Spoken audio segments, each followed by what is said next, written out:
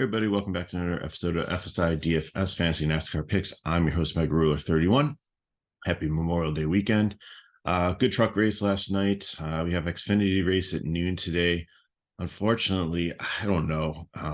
It looks like this could be potentially a really good race, but if I look up at the weather for Charlotte, which I looked up a little bit earlier today, it's like 63% chance of rain at noon, 86% in the 90s all afternoon long. So I don't know if what's going to happen with this race. Is they're going to be able to get it in? It could be quite frustrating.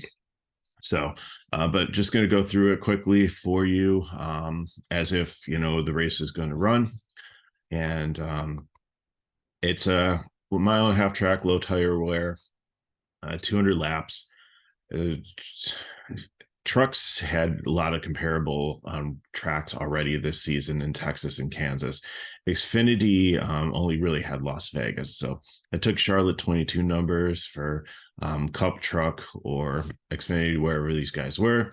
Las Vegas 23, low tire wear tracks. So if they have raced in different series at Kansas, at Texas, at Xfinity, or in Xfinity or truck, and also Las Vegas features in there too. We had their practice, so we have qualifying, so it's a little bit better than the truck, but even the truck speculation video wasn't that bad. So Allgaier has the pole, John Hunter Nemechek second. Both of them were very close. They both look good in practice. They both have really good numbers here. I think I'm going to lean Allgaier just because he is in the first position. He's raced at Charlotte in the car before many times. Nemechek, it was in the truck series last year. I mean, he was in Cup at one point.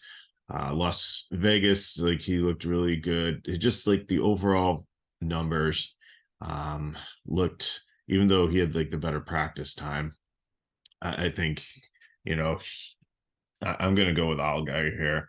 Nemechek just seems to sometimes find trouble. I think they're both cash plays. I think if you want to try to get both in the lineup, there is enough value to do that. But, it's just a hard decision. And then you have Ty Gibbs returning, who was like pretty dominant last year in the Xfinity Series racing, also in a really good Joe Gibbs car. And he was second in practice. So I think it's going to be a very tough choice up top here. Cole Custer, he's had some really good races, but just can't seem to always seal the deal. He's been probably one of the best between he and Austin Hill on this style of track with tire wear. So I think he's pretty far behind the three in front of him. More GPP play.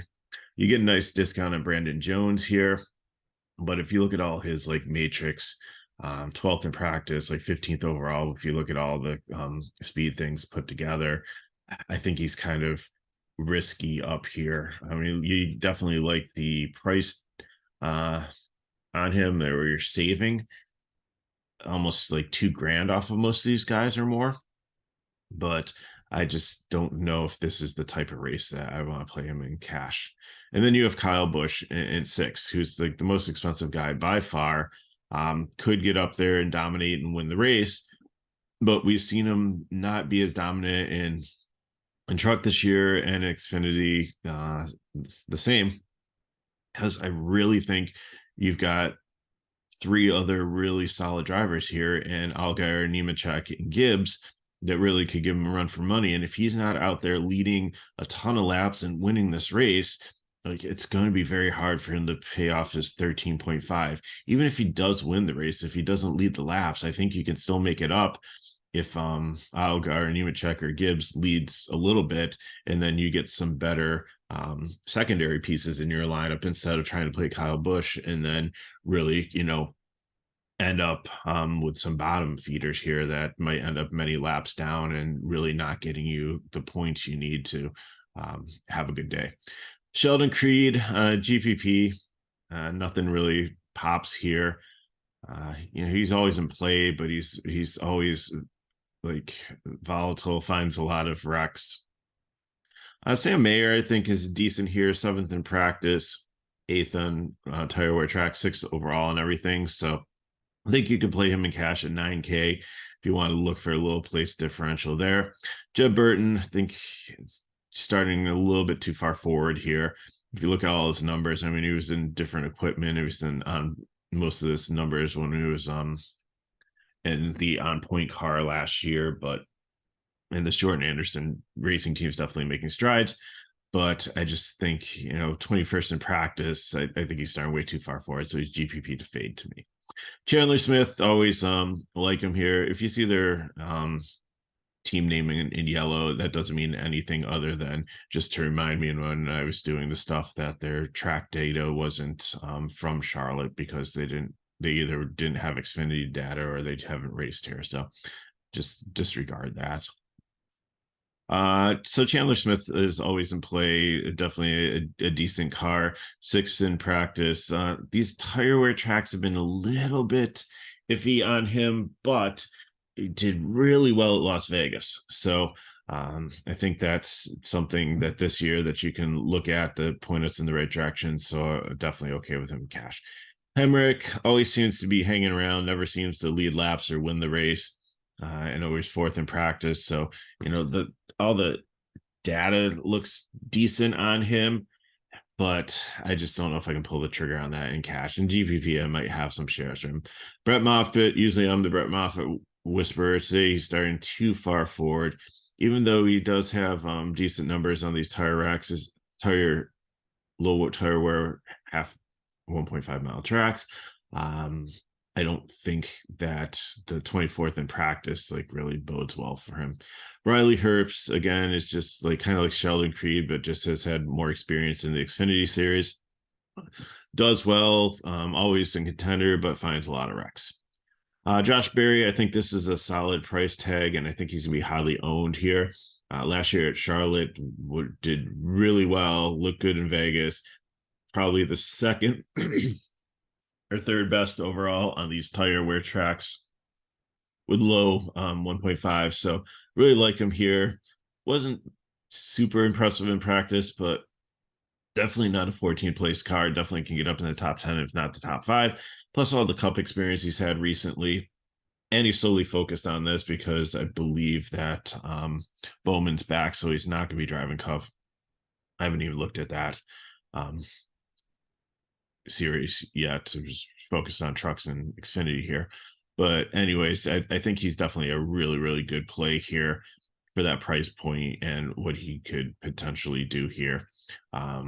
So if you're not going two of these really expensive guys up top, I think you can go him and Josh Berry and either Allgaier, Nemechek, Gibbs, or maybe Busch to start your lineups out. Hocevar is interesting. Had a dominant truck last night. Did really, really well. Didn't end up winning the race. Ben Rhodes got out there and was able to hold him off. But I think that just because Hocevar, I think, like spun his wheels on one of the restarts or anything, but Hocevar is out there. He's dominant. He looked really good. The Spire Motorsports card has some junior motorsports backing in it, so definitely is decent equipment. In Charlotte, in Truck Series, he's always run well here. Overall, he does well in these tire wear tracks, 15th. So even if he finishes where he starts at 7,500, I think he's a good cash play. Anthony Alfredo and this BJ McLeod car, I just think he starts too far forward. He never ends too well. So I think he's a GPP play, but I wouldn't be playing him in cash. Austin Hill, I'm going to be the first prime play here. I know I talked about how I like Barry, but I just look at how well he did at Las Vegas. Also, how he is tied for first with Cole Custer on this package and this tire wear and this track style. 14th in practice. I think he can definitely get up there. I just love what he did at Vegas, and I think that he'll be aggressive, and he's just had really good form in this series. So he's going to be my prime play that I'm going to pair with one of these guys up top there. Sammy Smith is also in play also. He's a nice pivot off of maybe in this range of Hill and Barry, who should be pretty popular. So I never mind playing him, especially with like all the place differential potential here. Like if he gets in the top 8, there's 10 points there, and he's a little bit safer than trying to play some of these high. And these might be the plays that you have to, if you're doing Kyle Busch, that you're going to have to live in the 9K range, because you're not going to be able to get a second 10K or Ty Gibbs in your lineup. It's just not going to be well with like the guys you're going to have to put in the end. Raja Karuth, Alpha Prime Racing. It's a decent car, decent program. 20th in practice. His numbers say that he should finish like somewhere in the 20s. So I think a GPP is fine for him. Parker Klingerman, I've seen him find some wrecks and some mechanical issues, but he's got some really good numbers in the last couple of years on this track style and tire wear. So just the 25th in practice was a little concerning here. But we've always liked the Big Red Machine program. So 8,200 is probably going to be in nowhere's land. But if you're doing a Kyle Busch lineup, then he's definitely a nice savings off of some of these 9K guys. That might be the ticket for you. So keep him in consideration there. Weatherman, Stefan Parsons, I think are just GPP plays, not too excited here. I like them if they're starting usually 25th on back.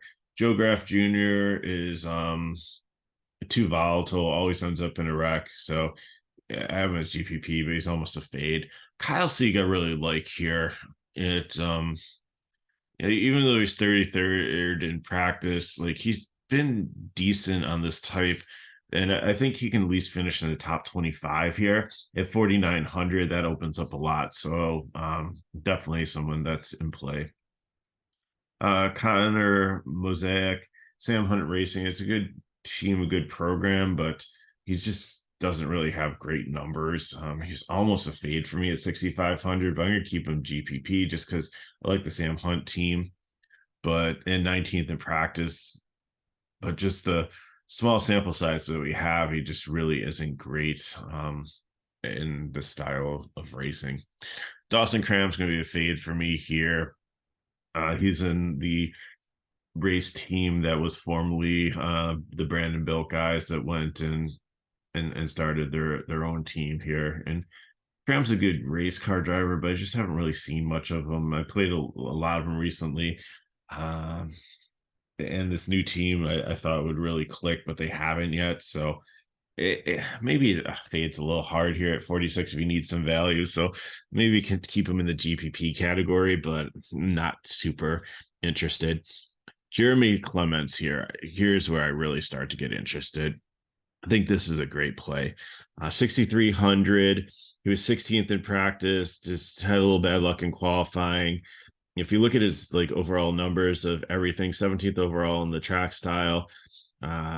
Charlotte last year ran in the top 20.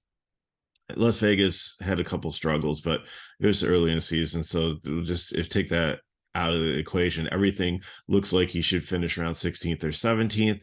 That's 10 place differential points for 6,300. Lock him in, my second prime play. Garrett Smithley, GPP. I like the price point, but he's just hasn't been good. He could he's a good driver. It's just the JD Motorsports equipment isn't the greatest. So price point, you can keep him as a GPP, but I'm just not too hopeful. Josh Williams, I really like. He's been good. He should finish in the top 30 here. So if you finish where he starts at 56, that's all you really need here. But he does have the potential to progress a little bit. Ellis at 59 is GPP just because these Alpha Prime racing cars are decent. And I really liked how he did in at Charlotte last year. But 35th in practice, a little concerning. 34th overall, looks like he could lose a few spots. That's why I have GPP, not cash. Pool, I feel a little bit better about. 28th in practice. Should be able to kind of stay in the top 30 here. So I think he's solid for cash. Kaz Grala, GPP, I think he's going to be highly owned. I think people are going to look at him as place differential play, but just 28th, there's only like 4, and at 7.4, like the pricing is just hard to get to him. So Not super interested. Natalie Decker in this green light racing car. The tech's not good. She has not been a great driver. I don't even see her finishing on the lead laps. So she was fade. Same thing with Emerlin. These Emerlin Gase cars have just been horrible this year. So out on there. Blaine Perkins too, even though I like the R Motorsports cars, just really 36 in practice, just looked slow, probably finished multiple laps down. Ryan Sieg, this is probably going to be one of the most popular plays on the slate here because he is starting so far back and he's a really good race car driver. 14th overall in composite, 27th in practice. So obviously they're struggling with this car, but I definitely think that he can get up into the top 25 there.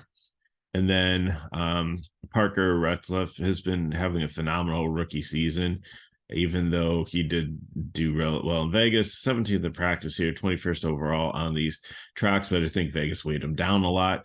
I think he's definitely a cash play here with a lot of place differential. He'll work his way up into at least the top 25. So there's about 12 place differential points. And Jeffrey Earnhardt, Alpha Prime Racing, I think you can also play in cash here down here because even I think it's definitely a top 30 car because you're going to have people like Perkins and Decker and Emmerling and potentially Ryan Ellis, Poole, Smithley, so many Cram, potentially Mosaic. There's about probably 10 cars that he could get ahead of logically. So I think what you really want to do is I like Hill in the medium range here. I think if you start with like Clement Sieg, Parker, Earnhardt, play 3 of the 4 of those guys in the like 5 to low 7K range, pretty much like the 6K range on average. Then you can pick what 2 guys you want up top to put in your lineup to be kind of your dominator. So I think that's kind of the way to build today. It doesn't seem like one build really sticks out to me, so I'm probably going to split my cash up into a couple of different ones and have some Allgaier and have some Nemechek and have some Gibbs in there. And I think Kyle Busch for me is going to be more GPP just on the price point. So hopefully the rain holds off. Hopefully everything goes well. Hopefully you have a great Memorial Day weekend. If you have any questions, put them in the chat below. Hit me up at MegaRoad31 on Twitter. You can also get more information on FSi DFS by checking the description of the video. Go there and you can sign up for our package, and that will cover it's a full week, so you're not just getting the 2 races this weekend. It'll wrap around to next Saturday also for whatever races are covered there. And as always, if we help you out here, help us back, like the video, subscribe to our channel, and share with your friends. So again, I hope everybody has a great Memorial Day weekend. Take some time to think about all the people that gave their lives to keep this country free. And thank you for all of you who are serving in our military or have served. So good luck this weekend in your contest. Enjoy the weather. Hopefully it's better than it's going to be in Charlotte in your area. And I'll see you next time.